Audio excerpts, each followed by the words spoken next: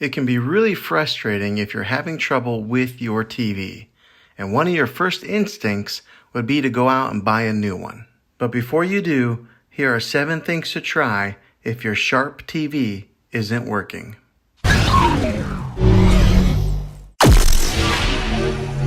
The first one is to trace the cable and make sure that your TV is actually plugged in. The second one, it might be an obvious one, but that's to make sure that the TV is turned on. But try powering it on with the button on the TV itself and not the button on the remote control. The third method would be to check the remote control batteries.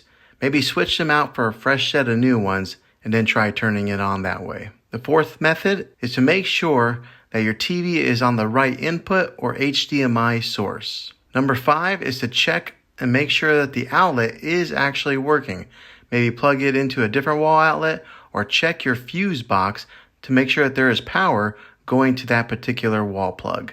The sixth method, and this is providing that your TV does power on, is try updating the software or the firmware on your TV. The last method is to unplug the TV from the wall outlet for 60 seconds and then plug it back in.